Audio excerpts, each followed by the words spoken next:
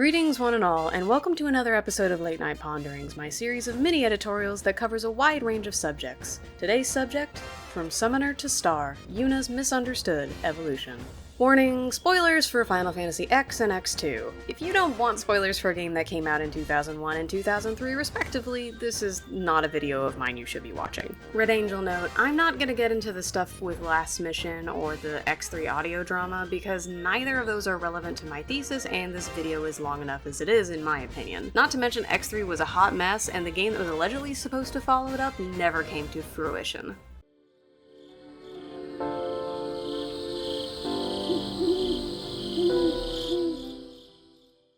Oh, Yuna. Your character arc between Final Fantasy X and X2 is one I don't think that people have ever understood. Well, at least in my opinion.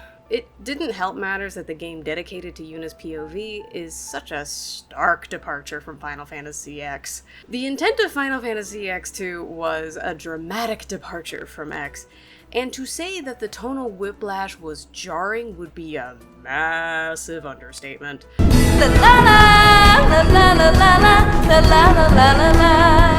We went from a harsh examination of theocracy, theology, and multiple solid and well-realized characters to the opening of X2.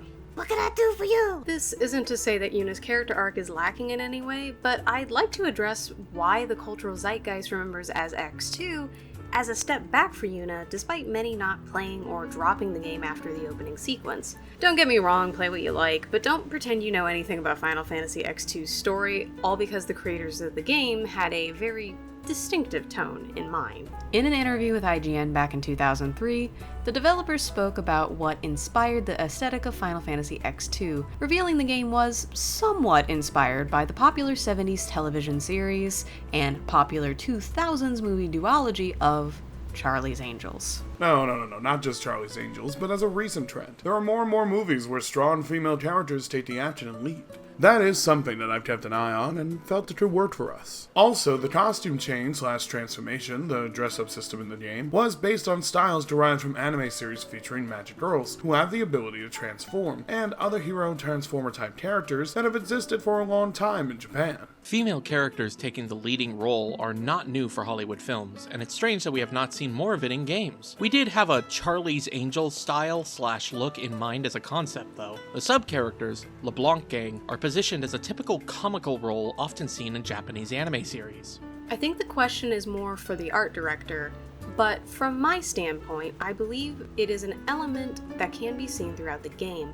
I feel as if I still have a lot to learn about pop culture, and I wouldn't want my designs to be seen as just another version of something that already exists. Keeping this background in mind, let's think back to the end of Final Fantasy X. While it was in Tidus's eyes we saw most of this through, we can piece together the sheer weight that was put on Yuna's shoulders throughout X. She was a summoner, sacred and chosen like her father, destined to die. She represented her whole religion and practiced it with great reverence, only to find out that everything she knew was a lie. Those in power kept their power because they refused to die, and wouldn't move on to the plane. They used sin as a means to an end to keep the cycle of summoners sacrificing themselves for the sake of their people, and to keep them controlling everyone in Spira.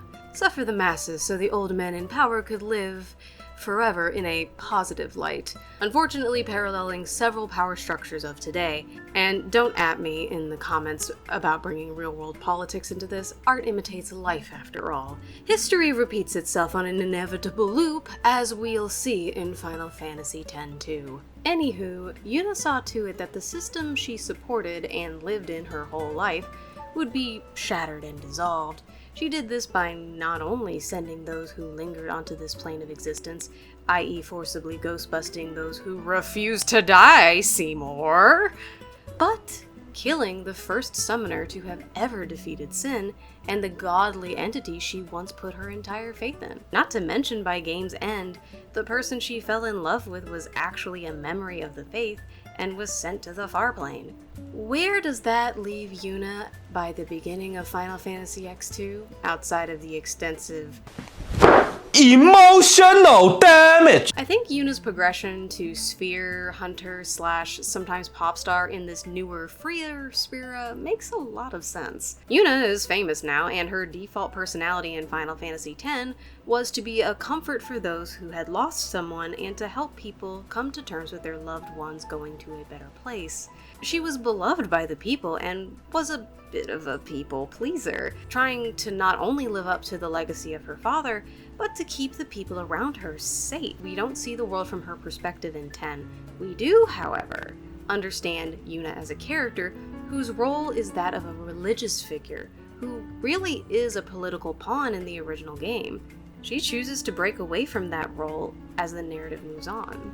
Now, why, you might ask, did she pick Pop Star as one of her default spheres, which are essentially classes in Final Fantasy X-2, which we'll get to later? Outside of the story, the relevance of spheres, pop stars, and pop music play a certain role in society. Spira has had a massive upheaval and a complete reworking of the government system. And the opening song, What Can I Do For You, while a fun, light pop song at first glance, has a bit more to it lyrically.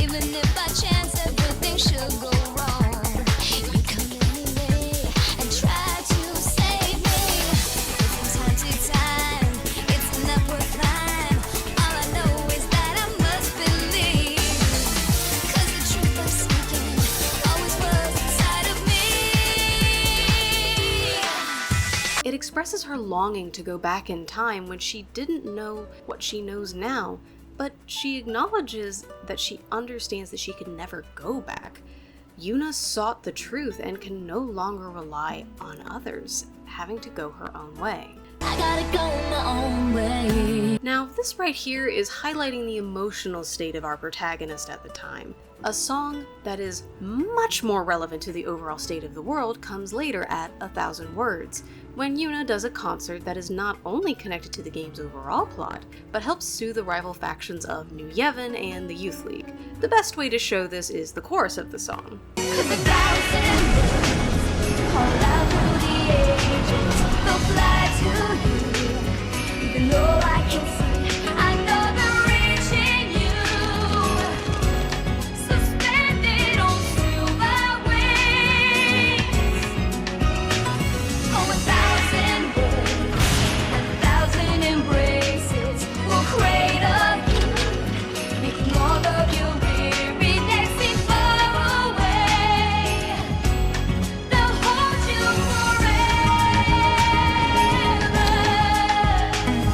Yuna wasn't the only one who lost someone to sin. The entire world of Spira actively suffered under the oppressive government that allowed sin to exist and continue a cycle of leaving countless people to die. X2 is about a world healing, and it not only fleshes out Yuna, but also the respective factions and their leaders. Nuj, Gipal, and Baralai are all characters in their own right and are linked to the story at large, but have more connection to the game's newest party member, Pain. Nuj was possessed by Shuyin, our Titus lookalike, and shot all of his party members. None of them died, however.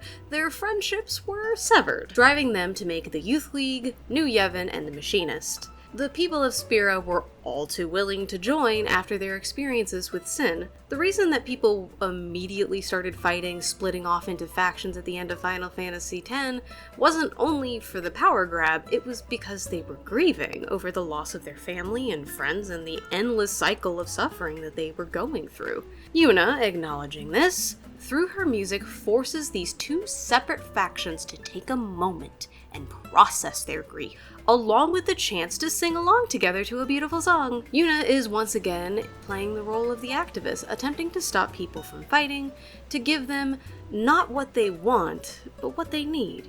This is not unlike real life, where pop stars use their influence to affect society. According to the opinion piece, From Dylan to Beyoncé, Pop Music's Role in Social Change, the intricate dance between pop music and politics is a testament to the profound influence of art on society.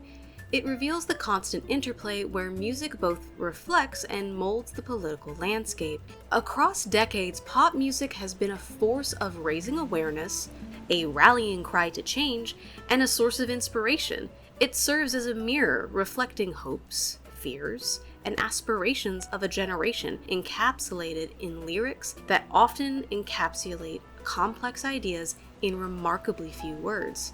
This consciousness, coupled with emotive melodies, creates a powerful vehicle for delivering political messages. For those of you in the audience who have played this game and are wondering why I'm hyper-focusing on this aspect of Yuna's character rather than her as a spear hunter, let's get into that. First, let's go over what a spear hunter actually is. A spear hunter is someone who hunts spears that contain history and memory of those who once held them before.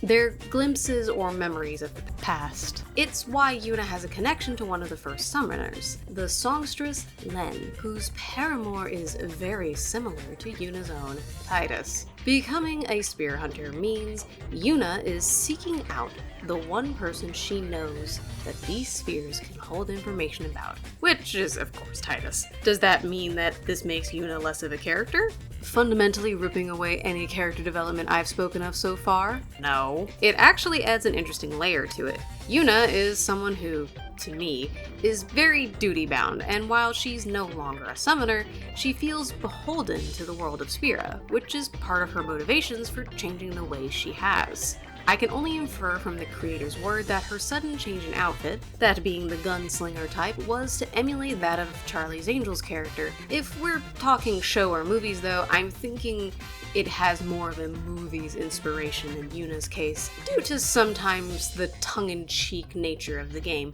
which the film has in spades.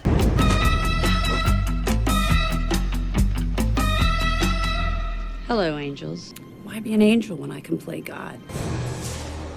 Let's do it! No problem. Hi there!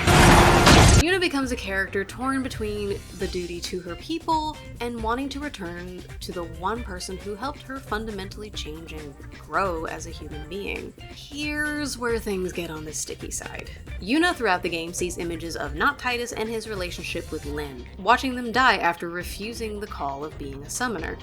For her, she's watching a possible ending with her and Titus's story if things played out a little differently. I'm disappointed that the game doesn't go over this aspect of her emotional state at the time of her viewing these spheres and memories from someone who was once in her shoes long ago.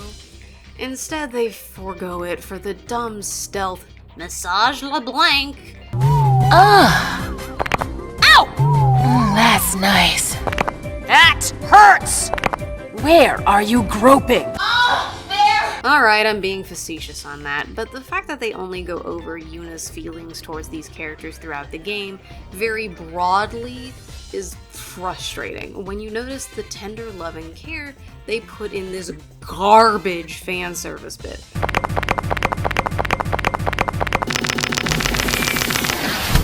Fan service can be fine if it's skippable, but the fact that this is a mandatory part of the game in order to beat it is frustrating, to say the least. Despite the strange tone of 10-2, it does pull itself together if you're looking for all the spheres and doing all the side quests.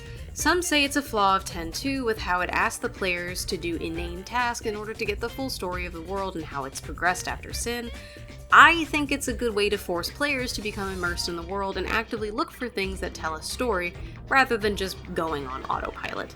Compared to 10, 10-2 is rather non-linear, and much of its storytelling ends up with one searching a part of an area for spheres and one part environmental storytelling. Oh my god, Final Fantasy X-2 is just like Dark Souls. Shuyin has been a wrathful spirit in the background of Final Fantasy X-2, aiding in people's anger against the new Spira as a way of instigating the eventual destruction of Spira as a whole by Vegnagun, a machina which cannot distinguish between friend or foe. YRP, which is Yuna, Riku, and Pain, have to stop it. But as the trio faces Shuyin, they have to face the ghosts of Yuna's past first. While the visits to familiar locations and reuniting with familiar faces have shown all the ways that Yuna has grown as a person, finally allowing herself to be more cheerful and have fun, you could argue that Yuna's next task is far more grave than facing Shuyin. She's forced to kill her old summons again. Though darker and more twisted, these are the faces of the entities that she is bonded with and chose to summon years ago. One by one, she destroys her old friends. And Aeon? Yeah, Uni. I know. I'm ready. This comes after killing them already in the previous game, allowing her past self to have an opportunity to face Yevon and bring peace to Spira, end the cycle, and truly create a world without sin. Then she comes face to face with Shuyin, a man who looks exactly like her former boyfriend, and is forced to defeat him in battle. By the time she's done, Yuna has once again become the hero of Spira, but it's at the cost of her reliving her best and worst moments in her life. She reunites Shuyin with Len and gives them a happy ending despite the war crimes his spooky self did. But what does Yuna get in the end? Well, that depends on your ending. If you go out of your way to 100% the game, which is a very daunting task, you literally cannot skip a single line of scripted dialogue to do so. Yuna gets to see Titus again, and finally gets her happy ending. But my take? The normal ending, the one where Yuna decides to keep searching for Titus and goes to do business as usual, shows that while her heart does linger on the perspective of seeing him again, she's going to keep working to make the world a better place, showing that while some things change, others stay the same. Yuna has her own story now, and she's shown to do things without being this great summoner of Spira. She's shown that the world can recover and change if people finally sit down and talk to one another, even if she's insulting them. I don't like your plan. It sucks. Truthfully, I think the ending where she doesn't find Titus makes more sense for the development of her story than the one where she does find him, but I can see both sides on that. In the finale of our story, Yuna has grown into her own person, her own character, acknowledging that things will never be the same for her. Through Yuna's strength and actions in Final Fantasy X-2, it shows us, the player, that the fate of Spira is in capable hands. I'm Red Angel, and I'll see you next time.